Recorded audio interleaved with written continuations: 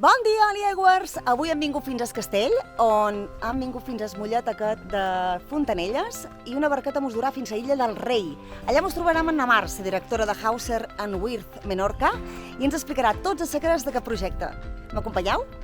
Som-hi!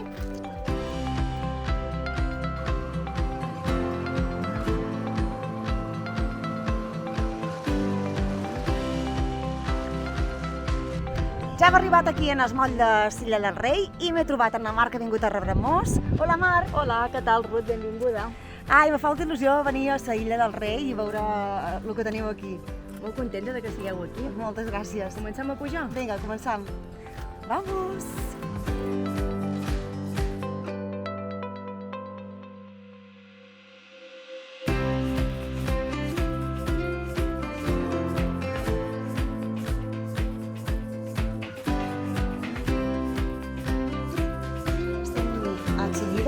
Per què Chillida?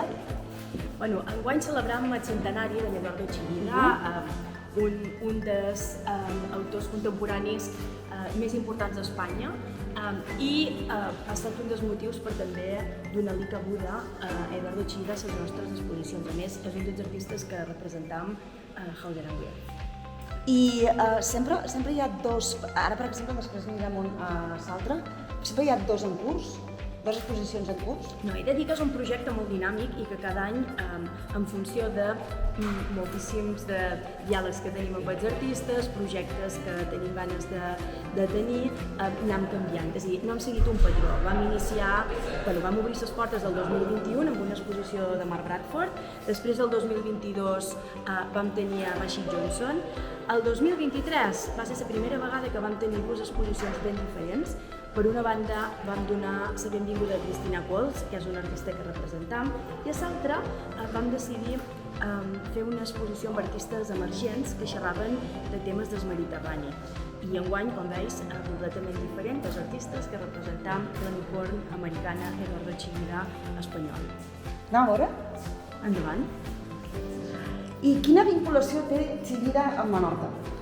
Eduardo Chillida ha tingut i la seva família continua tenint moltíssima vinculació amb Menorca, perquè ella i la seva família venien a passar els estius a Menorca. Ah, sí, I Eduardo Chillida era un d'aquells artistes que feina, família, vida personal, tot era en un. Llavors, a la seva casa, quan passava els estius, hi havia una figuera on tenia un estudi improvisat on creava algunes de les obres que podia fer ell tot sol, perquè no tenia equip aquí.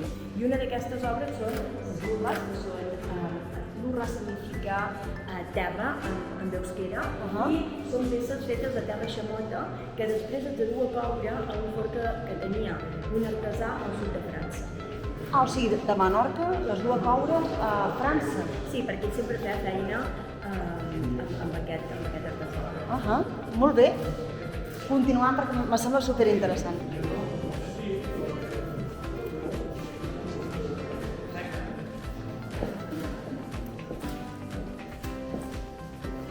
Quina és aquesta sala? On som?